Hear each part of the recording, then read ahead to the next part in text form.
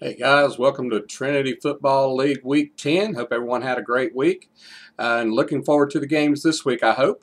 Going to try this video again. Did one last night and the sound was so far off, the synchronization between sound and mouth was so far off it looked like a foreign film. So I'm going to try that again this morning and see if I can get it to work a little bit better. Let's see, last week I was only 1-5. Not a good week at all for me in my picking. Had some close matchups, and they just didn't go my way at all, including the matchup between me and the Slaw Cats. Just did not go my way at all. So last week I was 1-5. I'm 32-22 for the year. Not a very good year, but hopefully I got 4 weeks to bring that back. And speaking of 4 weeks, that's all we've got left in our regular season. So things are really tightening up in the playoff race. We've got 8 teams that are above 500, and all of them are right in the thick of the playoff race. So this is going to go right down to the wire, just like every year. So like to say thank you to everyone that's in the league that has stayed active. Everybody's been active. We've had several trades this year. The trade deadline passed this week, and we've had several trades, and that's good to see. A lot of movement, a lot of movement on the board. So I'd like to thank everyone for their participation, along with Greg. I know Craig. I know he appreciates it too. As far as last week, our award winners, the Donkey Award goes to L-Town Beatdown. They only scored 60 points. The Top Dog Award winner went to Craig and his Trinity War Dogs, 119 points. Congratulations, Craig. Honorable mention should be given to the Italian Stallions for scoring 118 points in their effort for the week, so they were real close. And we had several. We had 6 of the 12 teams that scored 100 points or more last week, which was unbelievable. It was great.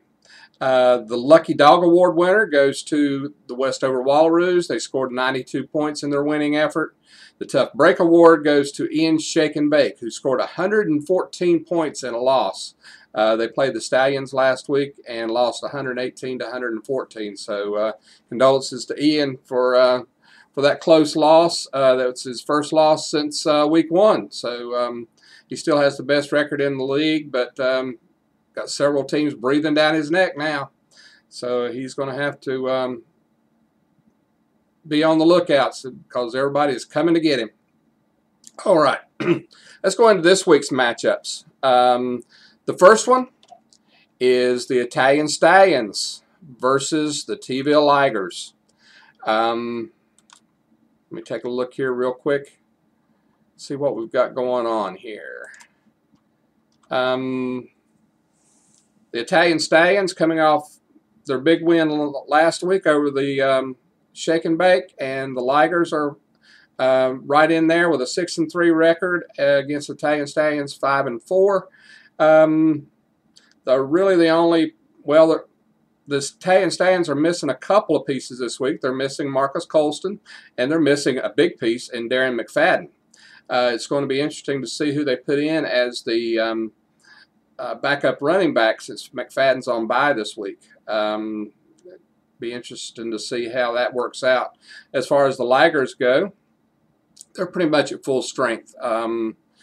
Pierre Thomas is still out with injury, but they've been plugging in Matt Forte in that spot, and that's worked out fairly well for them.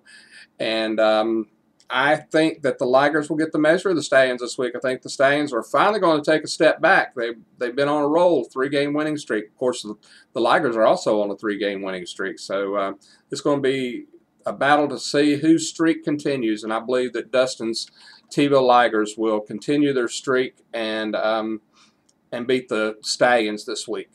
The next one is Westover Wallaroos versus L-Town Beatdown. Wallaroos got a big win last week, and I believe they will continue that streak. They will win again this week over the Beatdown. It looks like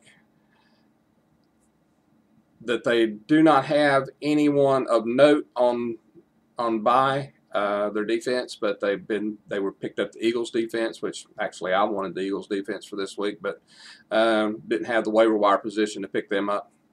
But I believe that the Westover Wallaroos will beat the L-Town Beatdown this week. The next matchup, Craven Pine Soaring Condors on a 3-game losing streak, and they have scored some points and just haven't gotten the wins to show for it against the Sophia Slawcats. It's going to be father against son, Sean Craven Pine Soaring Condors versus his dad's Sophia Slawcat, run by Paul Hildreth. So Paul beat me last week. Kudos to him. It was close, only 3 points, and just couldn't quite pull it out there at the end. I believe that the Craven Pine Soaring Condors, though, will knock the Slawcats off the perch. I think the Craven Pine deserves a win, and I believe this is going to be the week that they get it. And so I predict that the Craven Pine Soaring Condors will get the win over the Sophia Slawcats. The next matchup is Archdale Intimidators versus the T-ville Jokers.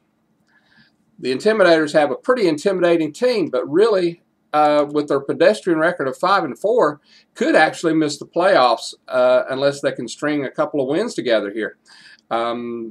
And the Intimidators have been kind of hard luck this year, kind of up and down. Their teams have been kind of up and down, and going up against some good opponents. So their 5-4 record is a little deceiving, but yet it is reality. And with a couple of more, wins or a couple of more weeks like they've had in the past, where they've just gotten outscored by other teams, I believe that they could possibly miss the playoffs, actually. So their 5-4 record, they're right on the precipice. So they need to string some wins together. I believe they will start this week by beating the Jokers. Jokers have no one of note on bye. Intimidators have Aaron Rodgers on bye, but they got Ben Roethlisberger to plug into that hole. It's going to be tough for them this week, actually. It's going to be a tough week for the Intimidators. It could go either way, but I do believe that the Intimidators will pull this one out in the end and move to 6-4. If not, they're in real trouble as far as making the playoffs go, and these are our defending champions. So I'm sure Derek's wanting to pull out a victory here this week and solidify that playoff spot just a little bit. All right, the next one is Seagrove Shake and Bake versus the Trinity War Dogs. Craig coming off that huge win last week, getting the Top Dog Award. He's going to be missing his Chargers this week. He's going to be missing Phillip Rivers. Malcolm Floyd's been out for a while. They're going to be missing and that's about all that they're going to be missing. It's going to be interesting to see what he does at wide receiver. I notice he's got Randy Moss on the bench, but that's probably the best because we're not exactly sure what Randy's going to do in Tennessee. So it's going to be an interesting week to see what's going to go on there, whether he starts Randy or not. And Seagrove Shake and Bake is missing their quarterback this week on bye, and this is the last week this is the last of the bye week. So after this week, everybody will be full strength for the last three games or matchups, which are all interdivisional play. Seagrove did pick up Vince Young, and that should be a big pickup, especially if they can hook up with Randy Moss. And they've got Arian Foster, which is the best running back in the league, Michael Turner, and Andre Johnson, which is probably poised to have a big week against Jacksonville. I believe that the Shake and Bake will beat the War Dogs this week. It's going to be closer than I probably would have thought it would have been a couple weeks ago, but as things have turned out, Craig's team's beginning to step it up a little bit, and I believe this will be a close matchup, and I believe that Seagrove, though, will pull it out in the end. The last matchup, the L.A. Avengers versus the Fairgrove Mad Dogs. Oh, my goodness. I'm on a 2-game losing streak. 2 weeks ago, I was 2 games up in my division, solidly in the playoff hunt, looking at a first-round bye possibly. 2 weeks later, not only after 2 losses in a row, not only am I not in the lead for the division anymore, but I'm not even in the playoffs. So that tells you how quickly fortunes can change in this league. That 2 losses in a row after being 5-2, and right now I'm on the outside looking in as far as playoffs go. This week, I go up against Jamie's LA Avengers. They're missing Antonio Gates, who's on bye. And that's about it, really. They were able to pick up Mario, or they were going. Looks like they're going to start Mario Manningham, and they got Peyton Manning. So anytime they've got Peyton Manning, they're going to be tough. But I'm going to counter this week with Michael Vick probably.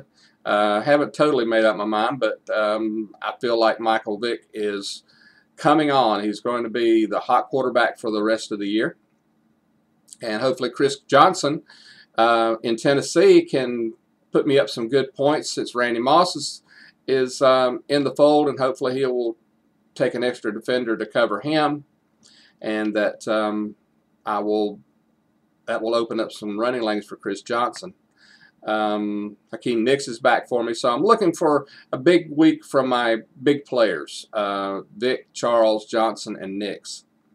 So I think that I can pull this one out, but it's not a given by any stretch of the imagination. In fact, none of these matchups are a given, as we have seen in the past, and as we've seen by last week's results. Nothing's a given.